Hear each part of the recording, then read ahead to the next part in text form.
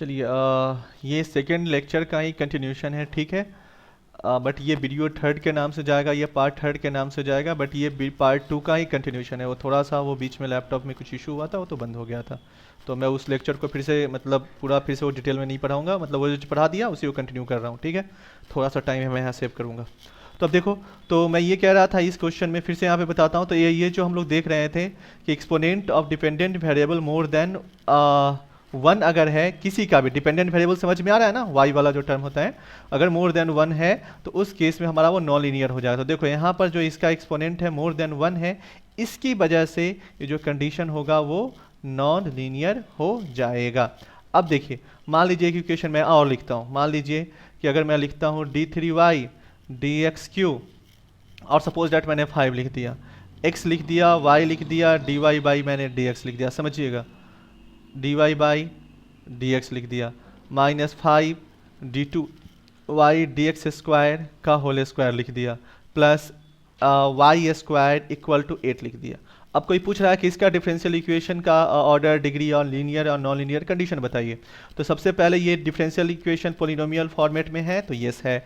अब आ जाइए, अगर इसके बारे में पूछ रहा है कि भाई मेरे को ये बताओ कि इसका जो ऑर्डर क्या है, तो ऑर्डर क्या हो जाएगा, तो हाईएस्ट ऑर्डर वाला जो डिफरेंशियल कोफिशिएंट है वो वैल्यू, दैट इज इसका हाईएस्ट ऑर्डर डिफरेंशियल कोफिशिएंट वाला वैल्यू 3 है, राइट। तो ये वैल्यू हो जाएगा 3। अब आ जाइए डिग्री।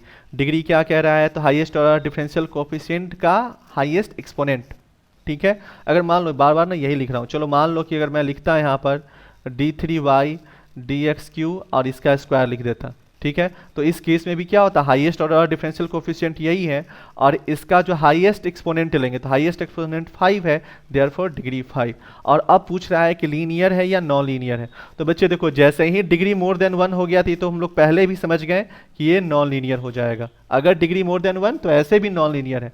और भी सारे कंडीशंस देख सकते हैं। देखो इसमें ये भी जो एक्सपोनेंट है, अगर प्रीवियस ये प्रॉपर्टीज अगर सेकंड से देखोगे तो देखो ये वाला जो डिफरेंशियल कोफिशिएंट है, इसका एक्सपोनेंट मोर देन 1 है, इसकी वजह से भी नॉन लीनियर है। थर्ड वाला कंडीशन से भी देखोगे तब पर भी, अगर चलो वाई स्क्वायर ही क्यों, मैं यहाँ पर y4 लिख देता हूँ, y4 लिख देता हूँ, तो देखो यहाँ पर जो डिपेंडेंट वेरिएबल है इसका हाईएस्ट इसका एक्सपोनेंट क्या है, मोर देन 1, दैट इज 4 है। इसी वजह से ये जो वैल्यू हम, ठीक है। तो इस वजह से भी देखिए, अगर इसका भी एक्सपोनेंट अगर हम लोग चेक करेंगे तो क्या हो रहा है, इसका भी जो एक्सपोनेंट है मोर देन 1 है, इसकी वजह से भी नॉन लीनियर। तो ऑल जो 3 कंडीशंस है नॉन लीनियरिटी का, इसमें सेटिस्फाई हो रहा है, ठीक है। तो आप कोई सा भी एक कंडीशन फॉर नॉन लीनियरिटी अगर इसको हो जाए, सेटिस्फाई करे, तो आपका ये नॉन लीनियर हो जाएगा। लेकिन आपको ऑल 4 कंडीशन चेक करना ही पड़ेगा नॉन लीनियरिटी को देखने के लिए, ओके। आगे बढ़ते, अभी थोड़ी देर में एक ट्रिक बताऊंगा जिससे ना कोई सा भी क्वेश्चन होगा, इतना सब रामायण कहानी पढ़ने की जरूरत नहीं है, बस एक क्वेश्चन से आपका काम हो जाएगा। बस एक प्रॉपर्टी, एक ट्रिक बताऊंगा, उससे आपका सारा काम हो जाएगा। बट ये स्टैंडर्ड मेथड है तो इसको भी सीखना जरूरी है, राइट। तो आगे बढ़ते हैं। अब देखो यहाँ पर अगर हम लोग बात करते हैं, मान लीजिए ये थर्ड वाला कंडीशन हो गया। अब फोर्थ कंडीशन पे आते हैं। तो फोर्थ कंडीशन क्या कह रहा है, तो फोर्थ आपका कंडीशन क्या था, ठीक है। फोर्थ कंडीशन था प्रोडक्ट कंटेनिंग डिपेंडेंट वेरिएबल, समझ में आ रहा है, dependent variable and differential coefficient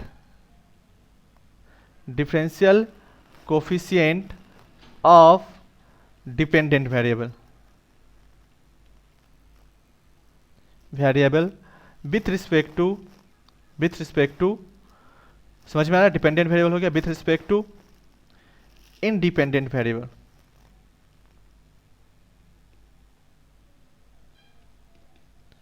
अगर ऐसे कंडीशन को सेटिस्फाई कर रहा है, suppose that product containing dependent variable and differential coefficient of dependent variable with respect to independent variable, अगर ये सिस्टम में प्रेजेंट है, डिफरेंशियल इक्वेशन के सिस्टम में अगर ये प्रेजेंट है, in that case that differential equation is also a non linear differential equation, right. In that case that differential equation is also non-linear differential equation. As for example, just see here, let us say you have equation d2y dx square minus 5 dy by dx, let us say, and I am writing here 5y, okay, I am just writing here 5y, 5y dy upon dx, and the second condition is x square d3y dx cube, let us say 8.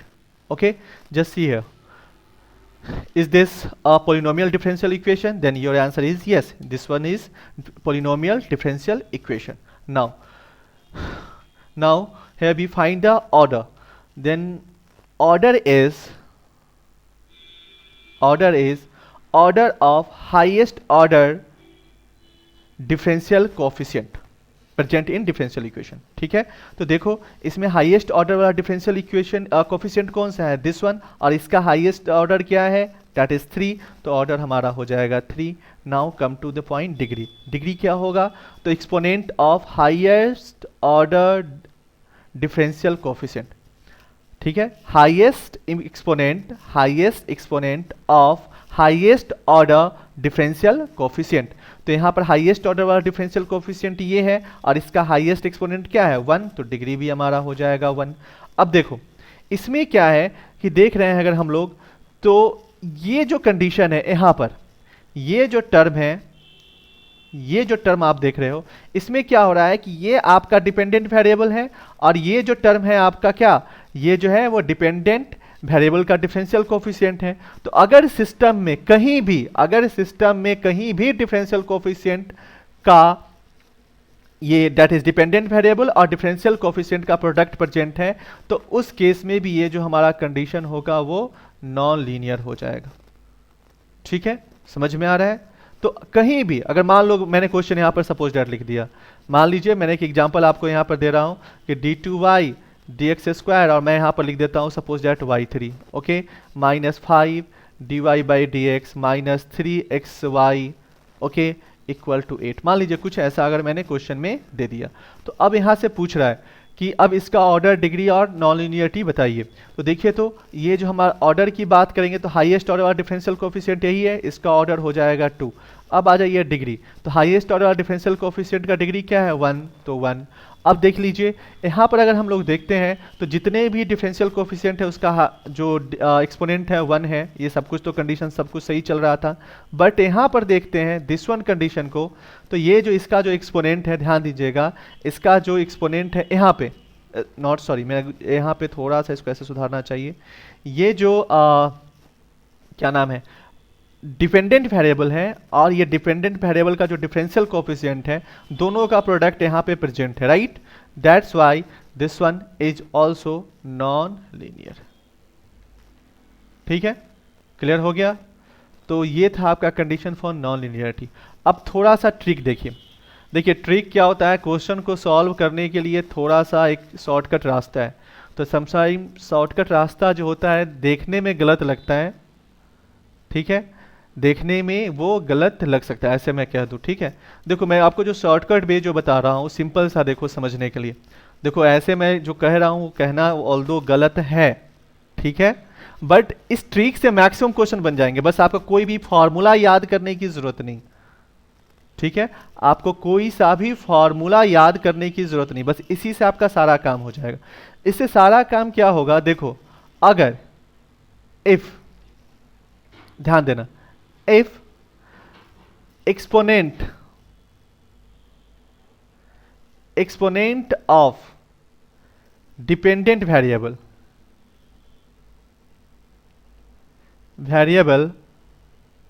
more than 1, ठीक है, more than 1, that is exponent of y. Generally हम लोग क्या करते हैं, y को independent variable, y को dependent variable लेते हैं, राइट? तो जो भी, बस एक तो मैंने यहाँ पे कंप्लीटली लिख दिया है ना, वेरिएबल अगर मोर देन 1 है. अगर ये नहीं समझ में आ रहा है तो मैं थोड़ा सा बस समझने के लिए ले रहा हूँ कि exponent of y is more than 1, then that differential equation is non linear, otherwise linear. Note, this condition, this method is valid only when differential equation is in polynomial form। और पॉलिनोमियल फॉर्म बच्चे क्या होता है differential equation का, मैंने already बहुत बार इसको discuss किया है। और फर्स्ट लेक्चर को जाकर के फर्स्ट बिल्कुल जो पार्ट 1 जो है इस डिफरेंशियल इक्वेशन का, वहाँ पे देख लेना कि पॉलिनोमियल डिफरेंशियल इक्वेशन वहाँ पर क्या है, कैसे उसको डिफाइन किया है। अब देखो यहाँ पे कहानी, पहली बात तो डिफरेंशियल इक्वेशन अगर पॉलिनोमियल के फॉर्मेट में अगर है, पॉलिनोमियल के फॉर्मेट में है तभी ये वैलिड है। और अगर उसका अगर डिग्री डिफाइन ही नहीं है तो वो तो ऐसे भी नॉन लीनियर हो गया। अगर डिग्री डिफाइन नहीं है तो ऐसे भी नॉन लीनियर हो गया, ये ऑलरेडी मैंने डिस्कस कर दिया है, समझ में आ रहा है। डिग्री अगर अनडिफाइंड है तो ऐसे भी नॉन लीनियर हो गया, ओके। अदरवाइज अगर वो पॉलिनोमियल फॉर्मेट में है तो अगर उसका एक्सपोनेंट अगर मोर देन 1 है, अगर मोर देन 1 है तो वो हमारा डिफरेंशियल इक्वेशन नॉन लीनियर होगा। बच्चे मैं फिर से बता रहा हूँ, ये जो शॉर्टकट मेथड है तो इसमें थोड़ा सा बस हम लोग क्वेश्चन को सॉल्व करने के लिए समटाइम बस गलत टाइप से पढ़ेंगे भी, मैं फिर से कह रहा हूँ, ठीक है। ऑल्दो वहाँ पर जो मैं एप्लीकेबल करने जा रहा हूँ ऐसा होता नहीं है, बट फिर भी हम लोग मान लेंगे कि हाँ भाई ऐसा है, ठीक है। बस ये ट्रिक है। इसमें देखो कहता क्या है, जैसे सिंपल सा देखो, d2y है, dx² है, ठीक है। मान लो 5 है और देखते जाना, अगर मैं लिखूँ d3y और dx3 है ना, मैं अगर सपोज डेट यहाँ पे कर देता हूँ y, ओके, मैं लिखता हूँ 5xy और यहाँ पे लिख देता हूँ, चलो 2 लिख दिया। पूछ रहा है कि डिफरेंशियल इक्वेशन लीनियर है कि नॉन लीनियर है, सबसे पहली बात, ठीक है। तो देखो मैं अब ट्रिक के हिसाब से जा रहा हूँ, बस लीनियर और नॉन लीनियर चेक करने के लिए, समझ में आना। ऑर्डर डिग्री बहुत बार हो चुका है, अब मुझे कोई दिक्कत नहीं है। बस लीनियर नॉन लीनियर का ये जो 4 कंडीशंस जो था इसको खत्म करने के लिए, जो बाकी जो 4 कंडीशन हमने कैसे अभी पढ़ा, और इसी इतने देर से लगभग हाफ एन आवर का ये लेक्चर जो चल रहा है ये सब वही सब चीज़ है, तो है ना। तो ये सब चीज़ को खत्म करने के लिए ये सारे 4 कंडीशन और ये जो कंडीशन हमने पढ़ा, ये सारे कंडीशन को बस मैंने एक फॉर्मूला में बस उसको फिक्स कर दिया है। फॉर्मूला क्या है देखो,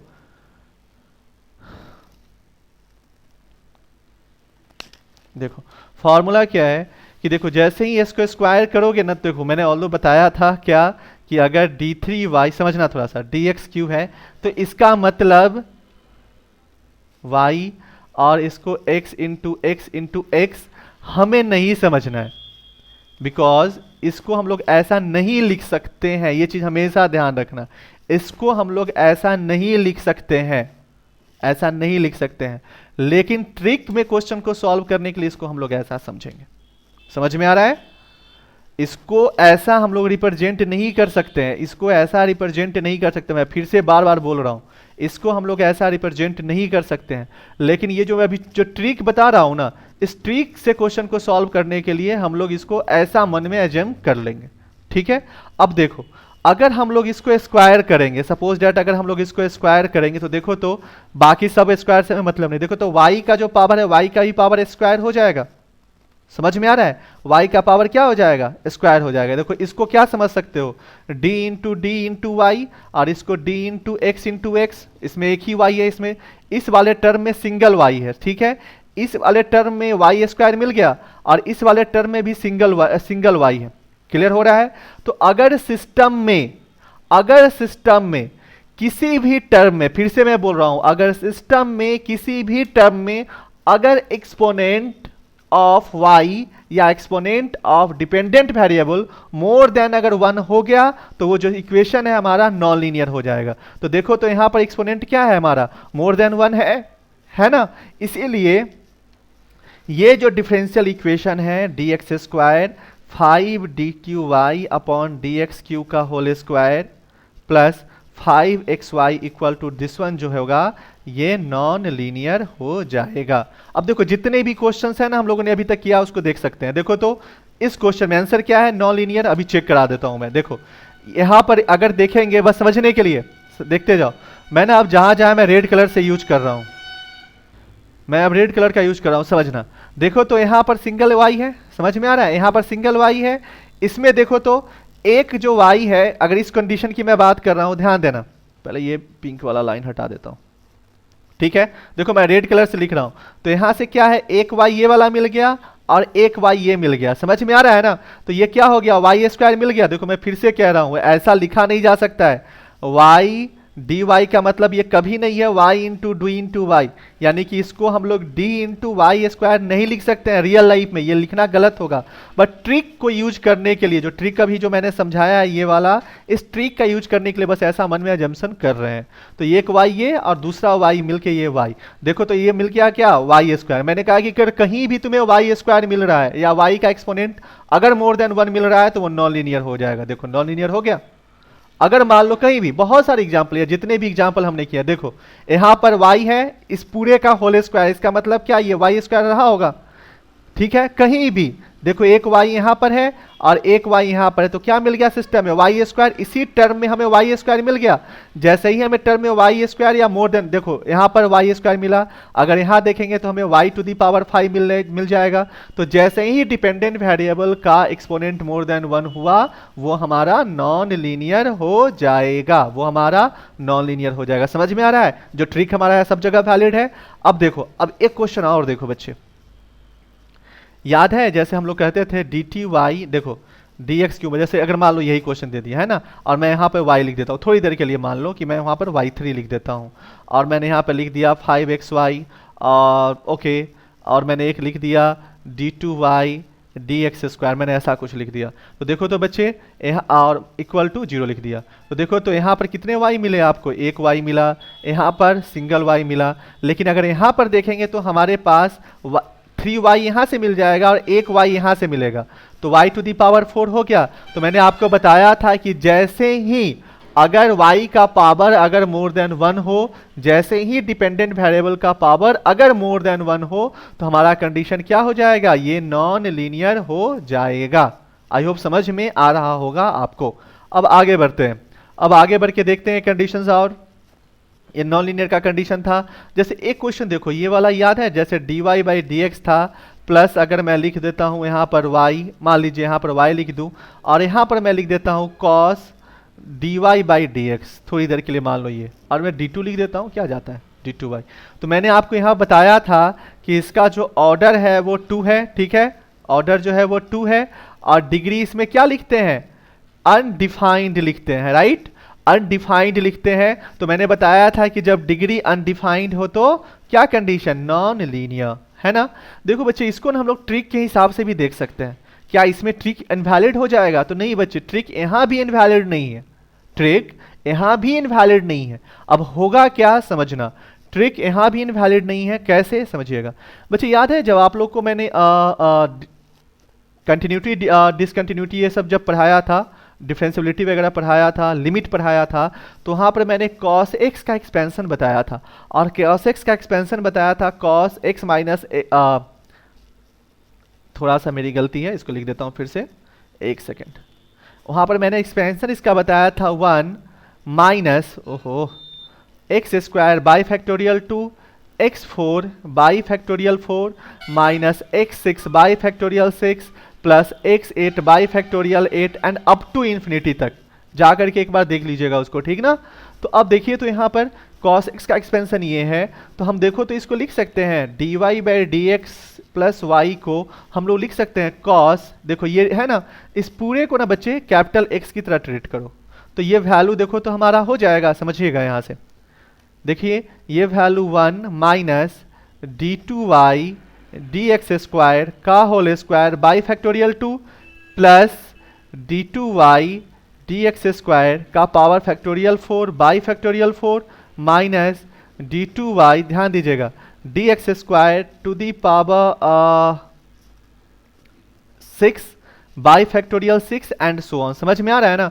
अब देखो तो यही रीजन है कि अगर नॉर्मल मेथड में भी ये अनडिफाइंड होता है, क्यों, क्योंकि हाईएस्ट ऑर्डर वाला डेरिवेटिव यही था और इसका हाईएस्ट पावर जो हाईएस्ट एक्सपोनेंट होता वही हमारा डिग्री देता है। तो देखो तो ये जो इन्फिनिटी तक बढ़ता जाएगा ना, इसीलिए इसका जो डिग्री है वो अनडिफाइंड लिखा जाता है। समझ में आ गया कि क्यों इसका डिग्री अनडिफाइंड कहा जाता है। आई होप अब क्लियर हो गया होगा एग्जैक्टली। नाउ अब पढ़ते हैं लीनियरिटी और नॉन लीनियरिटी पे चलते हैं कि ट्रिक हमारा इसमें भी वैलिड है कि नहीं है। तो देखो होगा क्या बच्चे, देखो तो ये जो है ऑर्डर 2 का है, तो देखो तो बस इस वाले पे फोकस करो ना, समझ में आ जाएगा।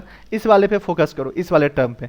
तो देखो तो ये y है ना, तो ये d2y है और इस पूरे का स्क्वायर लिखा, तो यानी कि y स्क्वायर यहाँ से मिलेगा। देखो मैं फिर बार बार कहता हूँ कि d2y का मतलब d2y dx स्क्वायर का मतलब ये कभी भी ऐसा नहीं है, कभी भी ऐसा नहीं है।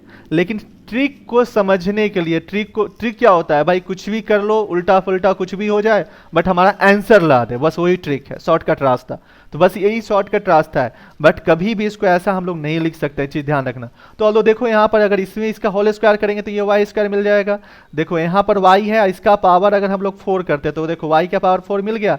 तो हमें इतना जाने की जरूरत नहीं है। देखो यहाँ पर क्या था, एक सिंगल वाई मिल रहा था, यहाँ भी सिंगल y मिल रहा था, बट यहां पर अगर देखते हैं तो इसका y का पावर 4 हो गया। दैट्स वाई ये जो हमारा सिस्टम है वो क्या हो गया, तो ये जो हमारा सिस्टम है हो गया नॉन लीनियर। जैसे ही डिपेंडेंट वेरिएबल का एक्सपोनेंट मोर देन 1, हमारा सिस्टम नॉन लीनियर। जैसे ही डिपेंडेंट दैट इज y का वैल्यू मोर देन 1, हमारा system non linear. I hope समझ में आ गया होगा, ठीक है, क्लियर। तो हम लोग अब इस चीज को यहीं पे स्टॉप कर लें, ठीक है। तो ये सारे क्वेश्चन इस पे बेस्ड, जो कल जो असाइनमेंट एक दिया था जिसमें लिनियरिटी भी चेक करना था, अब उसके सारे क्वेश्चंस आप लोग सॉल्व कर सकते हो, इससे बाहर कुछ नहीं होगा, ठीक है। तो इस टॉपिक को मैं यहीं पर एंड कर रहा हूं।